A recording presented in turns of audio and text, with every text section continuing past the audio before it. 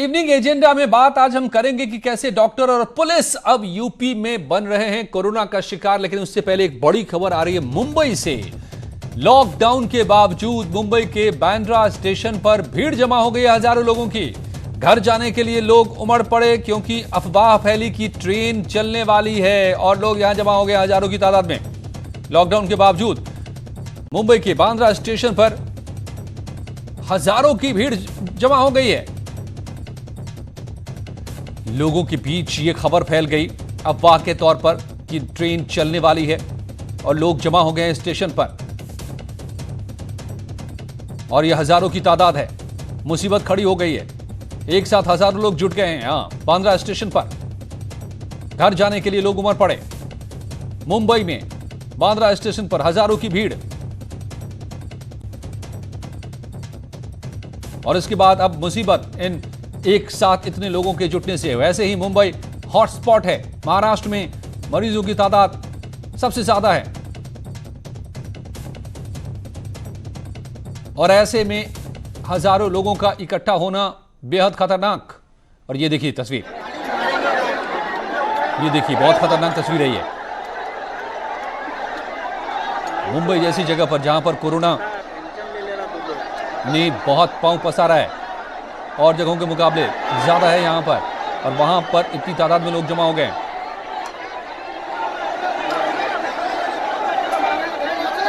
ये जमा कैसे होने दिया गया, ये भी अपने आप में बड़ा सवाल है। कैसे मुंबई में इतने लोग जमा हो गए स्टेशन पर लॉकडाउन के बीच, सीलिंग के बीच? क्या कर रहा था यहां पर प्रशासन मुंबई का? क्या कर रही थी पुलिस, मुंबई पुलिस? बताया जा रहा है कि लोगों में अफवाह फैली कि ट्रेन आज से चालू हो रही है, ट्रेन चलेगी और इसलिए लोग यहां पर इकट्ठे हो गए। जाहिर है मुंबई में भी बहुत से लोग हैं जो बाहरी हैं और वो घर जाने के लिए स्टेशन पहुंच गए। अमित राय हमारे संवाददाता मेरे साथ जुड़े हैं मुंबई से। अमित, ये कैसे मुमकिन हुआ? इतनी बड़ी तादाद में लोग स्टेशन तक पहुंच कैसे गए? क्या कर रहा था मुंबई प्रशासन और पुलिस यहां की? देखिए, निश्चित तौर पे सवालिया निशान जो है पुलिस से जरूर खड़ा हो रहा है। ये वो मजदूर वर्ग है, ये वो रहने वाले लोग हैं जो रोज कमाते हैं, रोज खाते हैं और पिछले कई दिनों से जो इन्हें परेशानियों का सामना करना पड़ रहा है। हालांकि राज्य सरकार साफ तौर पे कह रही है कि इनके खाने पीने और रहने की व्यवस्थाएं जो है की जा रही, लेकिन इनका साफ तौर पे कहना है कि इन्हें उम्मीद थी कि लॉकडाउन खत्म हो जाएगा, लेकिन जिस तरह से आंकड़े लगातार बढ़ रहे हैं इसको देखते हुए सरकार ने फैसला दिया है लॉकडाउन बढ़ाने का।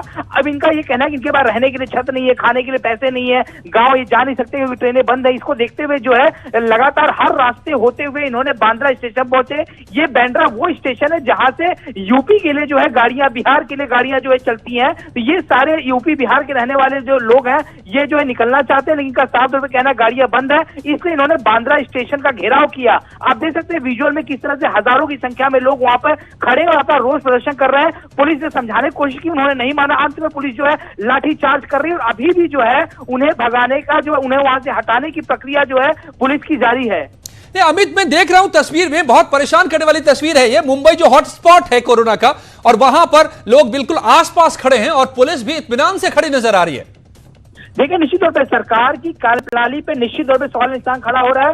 2500 के पास का आंकड़ा आ चुका है। महाराष्ट्र में 160 लोगों की डेथ हो चुकी है और इनमें सबसे ज्यादा डेथ और सबसे ज्यादा आंकड़े मुंबई में ही है। तो लगातार ये लोग पहुंचे कैसे? क्योंकि हजारों की संख्या में ये लोग हैं।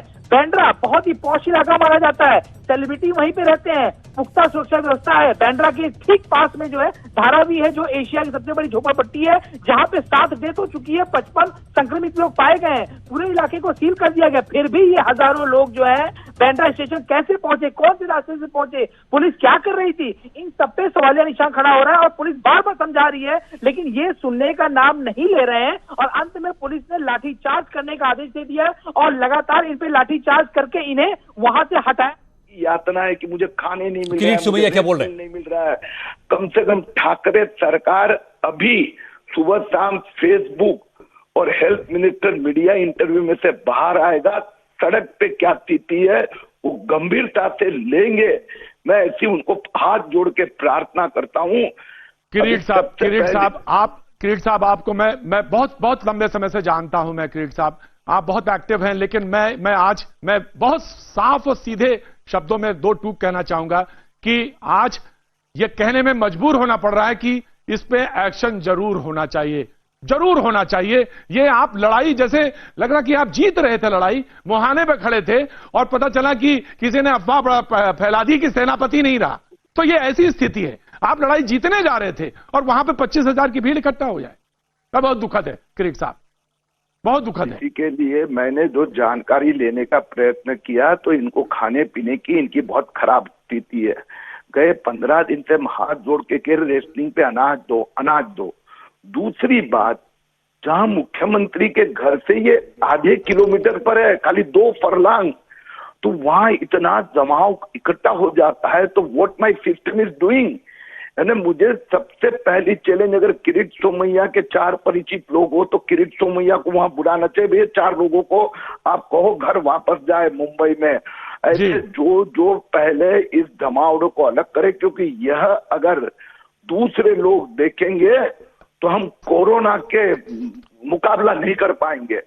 इसलिए सबसे पहली चिंता की बात है, इनको समझाया जाए, इनके रेस्लिंग में जो भी करना पड़े। किरीट सोमैया साहब, आप पुराने नेता हैं, बीजेपी के पुराने नेता हैं, वहां पे आप एमपी हैं, रहे हैं और आप बहुत बेहतर तरीके से चीजें जानते हैं। प्लीज जो भी करना पड़े करें, क्योंकि इस समय पार्टी का सवाल है ही नहीं, बिल्कुल नहीं है। मैं तो बात ही नहीं कर रहा उस तरह की। आप जो भी करना पड़े, क्योंकि ये स्थिति बहुत खराब है किरीट सोमैया साहब, बहुत खराब है। ये दृश्य मतलब 20-21 दिन बाद वही दृश्य पहले दिल्ली में देखें, फिर वही मुंबई में देखें और हॉटस्पॉट के बगल में देखें। ये बहुत दुखद है। हमारे साथ राधिका खेड़ा कांग्रेस की जुड़ रही हैं और संबित पात्रा बीजेपी के पक्ष में रखने के लिए हैं। सबसे पहले संबित पात्रा साहब, जो तस्वीरें हैं, मैं क्या कहूंगा, मैंने तो निराशा हताशा शब्द का इस्तेमाल कर दिया। बहुत दुखद है, ये फिर से वही रिपीट हो जाए तो बहुत दुखद है, बहुत दुखद है। आप लग रहे आप युद्ध जीतने जा रहे हैं और पता चल जाए कि नहीं, आप तो हारने लगे जैसे। ये ऐसे दृश्य है, मुझे तो बहुत हताशा हुई। संबित पात्रा, देखिए प्रतीक जी, इसमें कोई दो मत नहीं है कि जिस प्रकार के दृश्य अभी हम टेलीविजन स्क्रीन पे देख रहे हैं, बांद्रा के दृश्य देख रहे हैं, मुख्यमंत्री के रेसिडेंस से कुछ फरलांग की दूरी पे ये दृश्य देख रहे हैं, ये अपने आप में देश को हताशा में डालने वाले दृश्य हैं। देखिए कहीं ना कहीं ये complete failure of state administration है। स्टेट को ये सब अनाउंस करके और ये सब तैयारी के साथ रखना चाहिए था।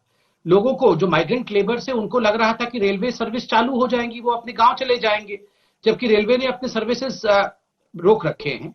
ऐसे में बिल्कुल पहले से प्रिपरेशन करके महाराष्ट्र सरकार को ये सारी चीजें, जहां जहां माइग्रेंट लेबर्स हैं, जहां जहां हमारे मजदूर बंधु हैं, वहां तक ये खबर पहले से पहुंचनी चाहिए थी।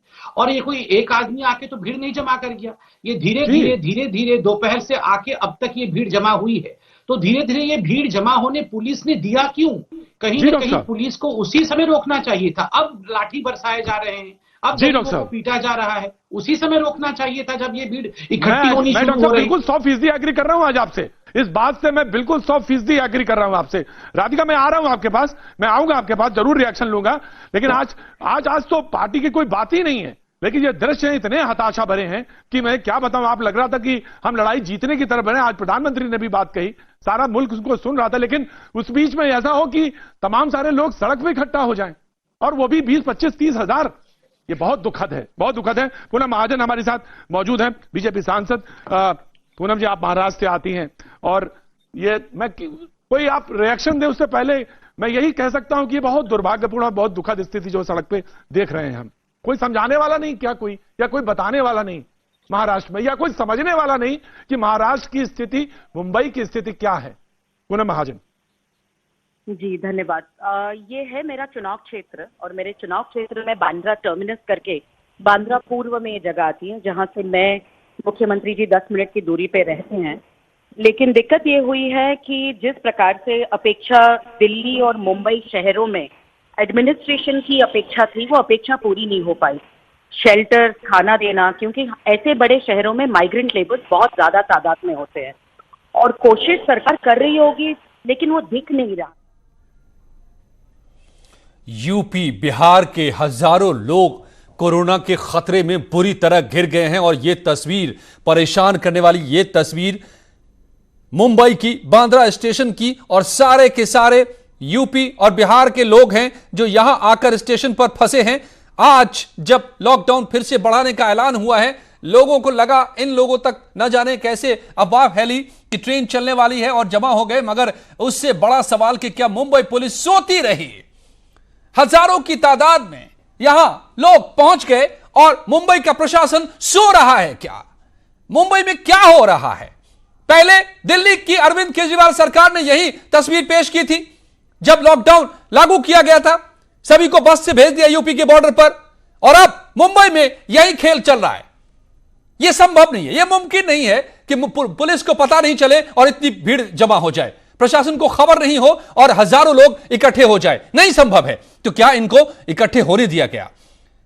यूपी के सीएम योगी आदित्यनाथ ने सभी सरकारों को खत लिखा था और खत में कहा था कि जहां भी उत्तर प्रदेश के लोग हैं उनकी सुरक्षा की जाए, उन तक मदद पहुंचाई जाए, और अगर उसमें कोई जरूरत हो तो यूपी सरकार मदद करने को तैयार है। लेकिन देखिए मुंबई में क्या हो रहा है। पहले इनको जमा होने दिया गया, कोरोना फैलने का मौका दिया गया, और अब इन पर लाठियां बरसाई गई।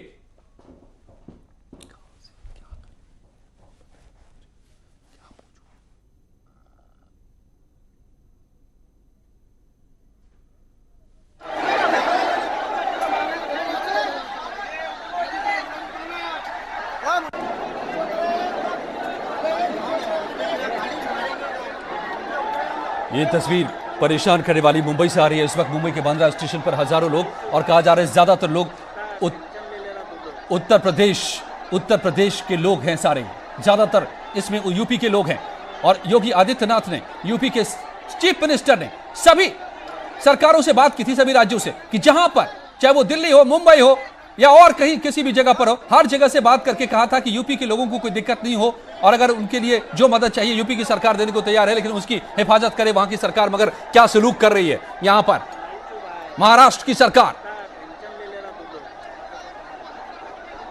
महाराष्ट्र की सरकार क्या कर रही है? मेरे साथ जुड़े हुए हैं डॉक्टर एसएनएस यादव, पूर्व CMO, doctor Sanjay Upreti, MD pathology, और अलाउद्दीन हमारे संवाददाता लखनऊ से जुड़े हुए हैं। सबसे पहले तो मैं डॉक्टर एसएनएस यादव साहब आपसे समझना चाहूंगा, क्या आपको यकीन हो रहा है इस तस्वीर पर? 21 दिन का लॉकडाउन हम पूरा कर चुके हैं, फिर से 19 दिन के लॉकडाउन में हम एंटर कर रहे हैं, और ऐसे समय में महाराष्ट्र मुंबई में, जहां पर हॉटस्पॉट है, देश में कहीं सबसे ज्यादा मरीज पाए गए हैं तो मुंबई में पाए गए हैं, और वहां पर सीएम के रेजिडेंस के पास इतने लोग जमा हो जाएं, क्या आप यकीन कर पा रहे हैं क्या हो रहा है इस देश में? क्या होगा इन लोगों का अब कोरोना के बीच? नहीं, देखिए इन तस्वीरों से हमको ये लग रहा है ये किसी ने अफवाह फैलाई है कि कोई ट्रेन चलने वाली है, और लेबर ज़्यादातर होते अपने घर को जाने को तैयार हैं, वहाँ बेरोज़गार हैं, खाने को कुछ है नहीं, ज़्यादा शिक्षित भी नहीं है। ये सब चीज़ें बताई गई कि इस समय हमारे माननीय प्रधानमंत्री जी ने कहा अपने घरों में रहिए। जिसके पास खुद घर न हो वो कहाँ रहे, आप खुद बताइए। जिसके पेट में ज्वाला भूख की लगी हो कैसे शांत करे? जो भूख के मारे मर रहा हो तो कोरोना के डर से पहले भूख से मरने से बचना चाहेगा, वो अपने घर को जाने से तो दो बातें साफ होती है यादव साहब, डॉक्टर यादव, इससे दो बातें साफ होती है आप जो कह रहे हैं। लेबर रहते हैं बंबई, दिल्ली, कलकत्ते में, एक तो इनको इस समय कटाई का सीजन है, कटाई के लिए जाना शुरू कर देते हैं। ठीक बात, लेकिन नहीं ये जा सकते। ये बात सरकार को पता है, इन्हें ना पता हो, सरकार को पता है, मुंबई की पुलिस को पता है, मुंबई के प्रशासन को पता है, मुंबई की सरकार को पता है। हर चीज समय समय पर बताएं। कितने लोग पास मोबाइल नहीं है। और संजय निरुपम साहब जुड़ गए हैं मुंबई से, कांग्रेस के बड़े नेता संजय निरुपम साहब, क्या उत्तर प्रदेश और बिहार के लोगों को जानबूझकर मारने की कोशिश है क्या? ये क्या तस्वीर सामने आ रही है सर? ये जो तस्वीर है बहुत ही दर्दनाक है, और ऐसी एक नहीं कई तस्वीरें मुंबई से देखने को आपको मिल सकती हैं, क्योंकि पिछले 21 दिनों से लोगों का दम घुट रहा है। लोग दड़बे की जिंदगी जी रहे हैं, अपने घरों में बंद हैं, उनको खाना नहीं मिल रहा, उनको गांव नहीं जाने दिया जा रहा है, और सरकारी राहत के दावे सिर्फ कागजी आंकड़ों में तैर रहे हैं। और ऐसे में निश्चित तौर पे एक बड़ी चिंता की बात है कि सरकारें जो बार बार सिर्फ दावा कर रही है कि हम सबको खाना पहुंचा रहे हैं, 9 लाख रोटी और चपाती बना रहे हैं, इन बकवास को बंद करिए। एक एक गरीब को अगर खाना नहीं दे सकते तो कम से कम थोड़ा थोड़ा करके उनको गांव वापस लौटने का इंतजाम करना चाहिए। निरुपम जी, आप तो यूपी बिहार से आते हैं और वहां के लोगों की राजनीति भी करते हैं और कांग्रेस के भी सदस्य हैं। हालांकि कांग्रेस से आप नाराज भी हैं, सरकार भी कांग्रेस की भी है। अब ये बताइए कि इतने लोग जमा कैसे हो गए? क्या पुलिस सो रही थी या जानबूझकर इनको इकट्ठा होने दिया कि मरने दो इन्हें? नहीं नहीं नहीं नहीं, आप जो बांद्रा स्टेशन है ना जी, बांद्रा स्टेशन के पास लगभग समझ लीजिए कि 20,000 झोपड़पट्टियां हैं, एकदम बांद्रा से मतलब वॉकिंग डिस्टेंस पे। और उन झोपड़पट्टियों में बड़े पैमाने पर माइग्रेंट लेबर, हिंदू मुस्लिम सब रहते हैं। उसी क्षेत्र में कांग्रेस के एमएलए ने प्रारंभ में बहुत कोशिश की घर घर अनाज पहुंचाने की, लेकिन उसकी एक मर्यादा है, वो नहीं पहुंचा पाया। ये जो विद्रोह हुआ है पूरे मुंबई में पहली बार इतना बड़ा, वो बांद्रा में हुआ, जहां के एमएलए ने बहुत मेहनत की थी, लेकिन उसकी भी एक मर्यादा है, वो सबको खाना नहीं खिला सकता, इसलिए सब अपने अपने घरों से निकल के बाहर आ गए। और चूंकि आज आखिरी दिन था पहले लॉकडाउन का, लोगों को उम्मीद थी कि 14 तारीख के बाद हमको एक ब्रेक मिलेगा और शायद गांव जाने का मौका मिलेगा। और आज भी अगर इसको एक्सटेंड किया गया तो अब उनके सामने एक बहुत बड़ा 20 दिन का एक अंधेरा जीवन दिख रहा है, जिसमें उनके पास जीने के लायक कुछ नहीं दिख रहा है, न कुछ खाने को है, उनके पास राशन कार्ड नहीं है, राशन की दुकानों में अनाज नहीं है, जो खाने के लिए जो पैकेट्स आते हैं उतने लिमिटेड रहते हैं, किसी दिन आते हैं किसी दिन नहीं आते हैं। छोटे कमरे में 15-15, 20-20 लोग रहते हैं, पानी नहीं मिल रहा है, नहाने का इंतजाम नहीं है, बाथरूम जाने का इंतजाम नहीं है। ऐसे में लोग इस तरीके से एकदम डिस्परेशन में बाहर निकल सकते हैं। संजय जी, बड़ा स्वाभाविक है। संजय निरुपम जी, मैं आपको एक चीज याद दिलाता हूं। योगी आदित्यनाथ जो उत्तर प्रदेश के सीएम हैं, उन्होंने पर्सनली सभी प्रदेश की सरकारों से बात की और उन्होंने कहा कि जहां जहां यूपी के लोग फंसे हुए हैं आप उनको मदद दीजिए और जो जरूरत हो हमें कहिए, हम देंगे मदद। यूपी की सरकार ने दिल्ली के माइग्रेंट्स को घरों तक पहुंचाया, लाखों लोगों को बस में बिठाकर उनको खाना दिया, उनको सैनिटाइज किया, उनको सभी सुविधाएं दी। मगर यूपी बिहार के लोग यहां पर देखिए किस हाल में पहुंच गए हैं। सर, इतने लोग जमा होंगे तो पुलिस तो होती ना वहां पर, उनको जमा होने से पहले रोक देती ना सर। ऐसा पुलिस नहीं रोक सकती। जब एक बार जब दिल्ली में क्यों नहीं पुलिस रोक पाई? दिल्ली में हजारों की संख्या में जब लोग निकले तो क्या दिल्ली पुलिस कमजोर थी? सवाल ये है कि पुलिस कुछ नहीं कर सकती। एक बार जब क्राउड निकल के आता है, जब भीड़ निकल के आती है ना उफन करके, तब दुनिया की कोई ताकत रोक नहीं सकती उसको। ये दुर्भाग्यपूर्ण बात है। और इतना मैं बता दूं आपको कि कोई भी सरकार, दुनिया की कोई भी सरकार अपने सभी लोगों को फ्री में खाना लंबे समय तक नहीं खिला सकती। अगर कोई दावा करता है तो ये बकवास है, झूठ है। इसलिए झूठ से बचने का एक ही रास्ता है कि थोड़ा सा इंडस्ट्रियल एक्टिविटीज शुरू करिए, जैसे कंस्ट्रक्शन वर्क शुरू कर दीजिए, ऑटोमोबाइल सेक्टर में काम शुरू कर दीजिए, टेक्सटाइल सेक्टर में काम शुरू करिए, ताकि ये मजदूर इंगेज हो, 2 पैसा कमाए और आपका बोझ न बन करके खुद अपना पेट भरने का इंतजाम करें। इसके अलावा फिलहाल कोई रास्ता नहीं, वरना 20 दिन में लोग और भी विद्रोह करेंगे। संजय जी, ये विद्रोह है? नहीं, आप कह रहे हैं कि ये विद्रोह है या फिर अफवाह का नतीजा है? अफवाह कुछ नहीं है, अफवाह कुछ नहीं। लोग अफवाह उड़ाने के लिए कोई स्कोप बचा है क्या? पिछले 21 दिन से लोग भोग रहे हैं, एक एक चीज रोज टीवी पे आ रहा है, सोशल मीडिया पे चल रहा है, तो अफवाह का क्या मतलब? नहीं, अफवाह का मतलब कि लोगों को लगा कि ट्रेन जाने वाली है, वो स्टेशन आते चले गए, उनको तो वहीं पर रोका जा सकता था, कुछ ही जब भीड़ जमा होने लगी तभी। और आप कह रहे हैं कि मुंबई पुलिस ऐसा नहीं कर सकती है? मतलब क्या देश में अब अराजक की स्थिति पैदा होगी? मुझे समझ है, मैं बता दिया भैया, मेरे से ज्यादा समझ आपको है, तो आप लोग अपना काम करिए। जो मुझे समझ है मैंने बता दिया दोस्तों, मुझे क्यों हड़का रहे हो आप इतना बार? धन्यवाद संजय निरुपम, धन्यवाद आपका जुड़ने के लिए न्यूज 18 से। ये भी बात और ज्यादा खौफनाक है जो संजय निरुपम कह रहे हैं कि मुंबई पुलिस कुछ नहीं कर सकती है। आप उत्तर प्रदेश के हवाले कर दीजिए मुंबई को, यूपी के योगी आदित्यनाथ के हवाले कर दीजिए, देखिए सबके पास इंतजाम पहुंचता है कि नहीं और पहुंच रहा है कि नहीं। यूपी में करोड़ों लोगों के पास खाते में पैसा पहुंच रहा है, कोई नहीं निकल के आ रहा है बाहर, कोई विद्रोह नहीं हो रहा है। ये क्या अब ये कह रहे थे कि आप काम शुरू, इसका मतलब क्या? संजय निरुपम ये सजेस्ट कर रहे हैं कि आप लॉकडाउन मत लागू कीजिए, और लागू कर रहे हैं तो आप छूट दे दीजिए, जमा होने दीजिए लोगों को। ये क्या हो रहा है? ये खतरनाक खेल चल रहा है क्या? आप डॉक्टर संजय उप्रेती साहब, MD पैथोलॉजी, आपको देखकर क्या लग रहा है इन लोगों में अब कोरोना का क्या होगा?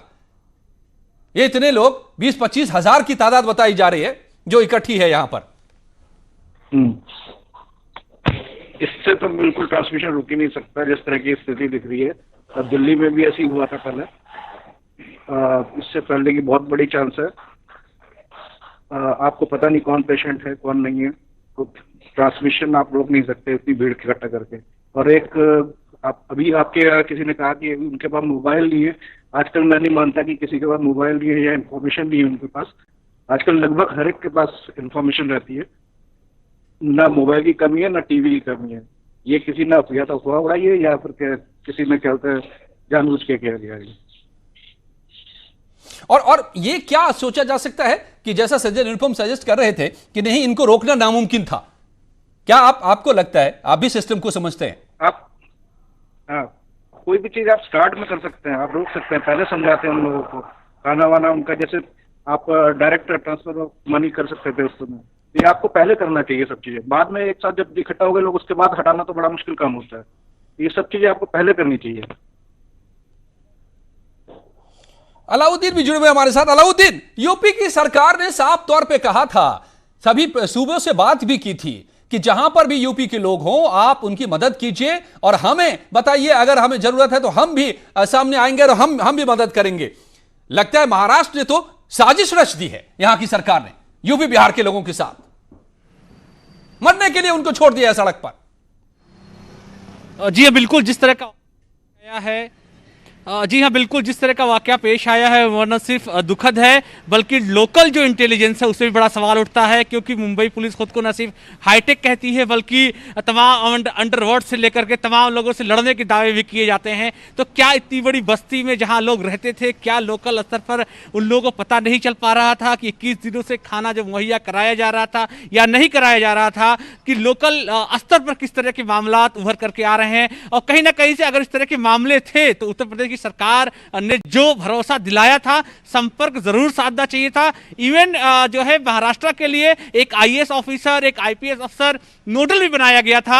और महाराष्ट्र की यहां बात है, मुंबई में खुद उत्तर प्रदेश सरकार का अपना गेस्ट हाउस है, उनके अधिकारी उत्तर प्रदेश सरकार के वहां पर रहते हैं, वहां मौजूद रहते हैं। तो ऐसे में कम्युनिकेशन भी किया जाना बेहद जरूरी था, क्योंकि इस तरह का वाकया एक पेश आ चुका था दिल्ली में और लगातार इस तरह की बातें कही जा रही थी कि बड़ा एक लोगों का जो जमावड़ा है वो मुंबई से भी उत्तर प्रदेश में आ सकता है। तो ऐसे में जो लोकल स्तर पर तमाम अधिकारियों की नियुक्ति उत्तर प्रदेश सरकार ने की थी और पर्सनली फोन किया गया था, साथ ही एक पत्र भी लिखा गया था। तो ऐसे में बिला शक शुबा उन अधिकारियों से संपर्क जो है महाराष्ट्र सरकार को साधना चाहिए था। अगर दिक्कत परेशानी आ रही थी तो उसको साझा करना चाहिए था। और मुझे लगता है इतना बड़ा मसला खाना जो है प्रोवाइड करवाना इतना बड़ा मसला नहीं था। जिस तरह से लाखों की तादाद में लोग, सिर्फ लखनऊ की अगर बात कर लें तो जो है कई हजार की तादाद में 70,000 जो है एक दिन में कम्युनिटी किचन में खाना यहां बन रहा लखनऊ में। तो ऐसे में ऐसी व्यवस्था वहां भी 15-20 हजार की कराई जा सकती थी। तो कुल मिलाकर के एक असहज सी स्थिति आ गई है इस पूरे घटनाक्रम के बाद।